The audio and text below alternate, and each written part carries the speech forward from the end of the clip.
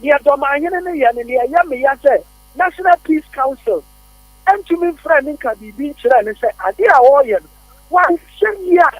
ya na Asantehene akwala because school Dormaahene kura na be disa so ma fa ko ye argument na ya bu ne kunu na ma Asantefo so akohia the friend say Dormaahene akwala bi wo fun jam na kenten secondary school no mo akobo no na bi ja to ye man ni nyina mu na innocent people ewu ayam ya fa National Peace Council and Kabibi achana awusia no na Dormaahene trend ni nyina ne se wonti ase se Asante flag ana se Asante man flag edi ahin e wo mpanimfo anim saa abra Ghana flag e wo ho ni nyina ne se one GJ awards a omoye no Kumase na Asante man flag edi animu eno na etwa gu no na edi animu no so na omampanyi President John Dramani Mahama ene Asantehene na edi omanim wonti ase se Asante flag no emom na edi omanim de toso mienu enso so eye Asantehene eko eye Accra ekohia IGP eno so Asante man flag no se de bia eka Asantehene ne mpanifo ho no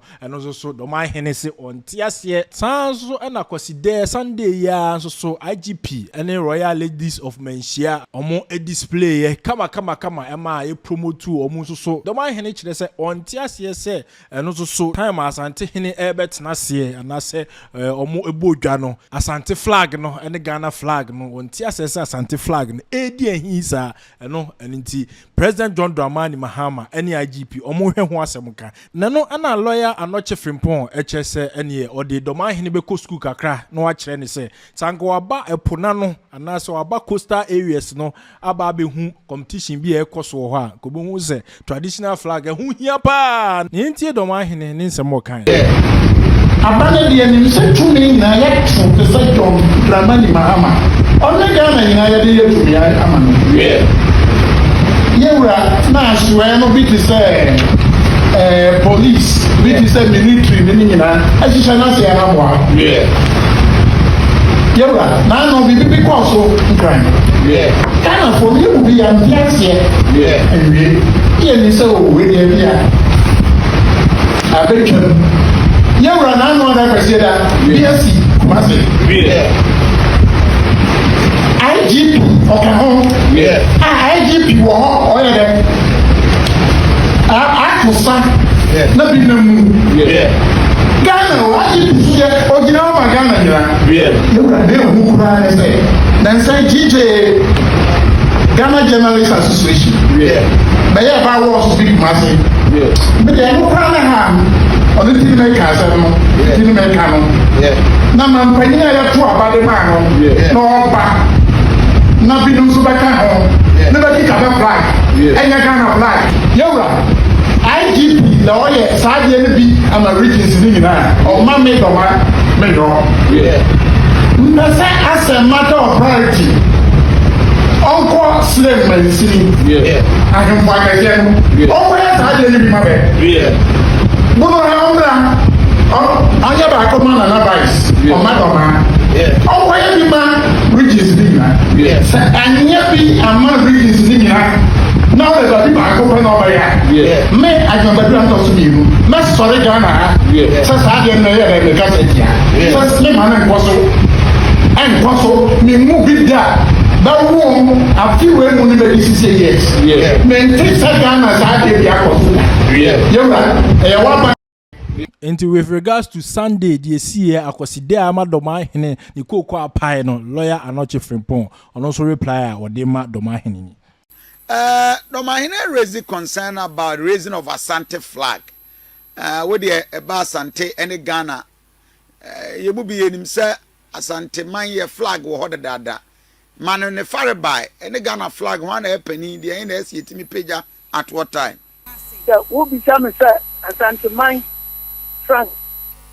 any Ghana man frank ade yin na yepeni yes any pager at what time can we lift which one? Oh history about Asante flag nia etia ne say na Dormaahene bia na Dormaafo any franka enti na o mai biara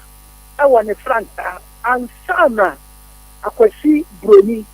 adi yan eba behye ono nasi more or less ɛban bi a aborɔfo bɛto hɔ no na ɛyɛ state ansa na aborɔfo no ba na state yɛka state a yɛwɔ nneɛma a wɔde identify yɛn ɛne ehu sɛ ɛyɛ state sika ne tete hɔ no a ako ɛwɔ hɔ no ako brɛ no na yɛwɔ adeɛ ɛma yɛ dance yɛwɔ kyini bi a yɛbɔ a ɛma ohu sɛ denkyira asogyafoɔ no wɔn na ɛbɔ saa twene nti kɔ hɔ anaasɛ ɛnkɔ hɔ ebi sɛ denkyira asogyafoɔ twene na yɛbɔ no yɛwɔ twene a yɛbɔ a wohu sɛ asantefoɔ nie yɛwɔ twene a ɛbɔ a wohu sɛ dagombafoɔ nie ɛno akyi no a yɛne aborɔfo ɛhyɛ asese yɛbɛbɛdi egya no ɛnna ehunu sɛ abɔwɔkɔ fort and castles no yɛsisi no wɔ mpoano no a adeɛ a yɛidentify wɔn paa na yɛhu nsonsonie a ɛwɔ mu no ɛno ne frankaa no wɔasisi so no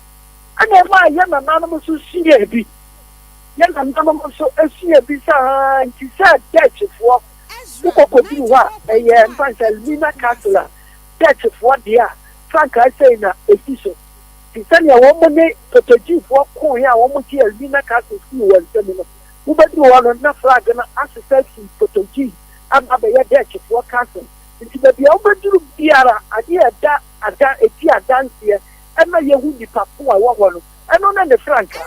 ɛna yɛ nananom nso sua bi titiriw koraa ne mfantefoɔ wobɛduru mfantefoɔ kuro biara so number 1 asafo company number 2 asafo company number 3 asafo company mesrɛw obiara ɛwɔ ne frankaa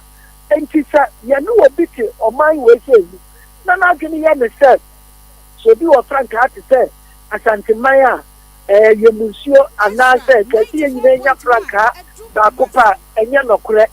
chimka yɛwɔ kɔtɔkɔ flag housefoɔ flag na ma ɔman ne kamba mi wie a ɛne yɛwɔ black stars na sɛ yɛde ntitimu ne yɛkɔ akɔbɔ league deɛ a tim biara wɔ ne deɛ meka wei deɛ gyina so sɛ ɛnzema na ɔmo wɔ ɔmo flag akube ɛna ɛdɛm asanteman ɛwɔ wɔn flag a ɛyɛ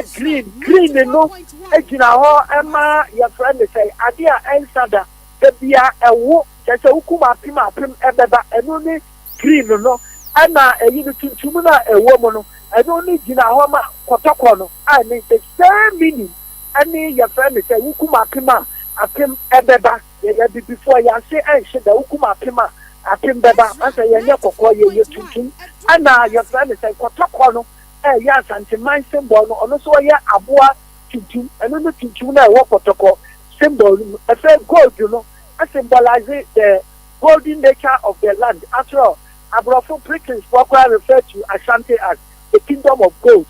enti asanteman frankaa no so gold ɛwɔ mu nti mohwɛ significantly no nneɛma mmiɛnsa paa ebi adanseɛ ma asanteman no ne nyinaa wɔ flag no mu green ɛkyerɛ sɛ ade bi a ɛyɛ kiri sogyafoɔ wɔn kala ɛne tant wɔn de kɔkɔɔ ne nyinaa no ɛyɛ green ɛkyerɛ sɛ ɛyɛ strong ɛyɛ powerful it is everlasting aseɛ ɛntu da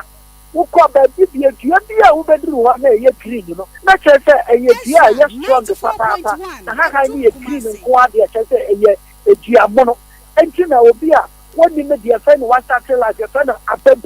ababunu no ka no borɔfo mu a ɛkyerɛ sɛ ɔyɛ green fɛ no wasi so asanteman pa kyerɛ sɛ they are everlasting ever living ever green ɛna black no sɛnea maka no ɛyɛ kɔtɔkɔ no ne colour sɛ wokum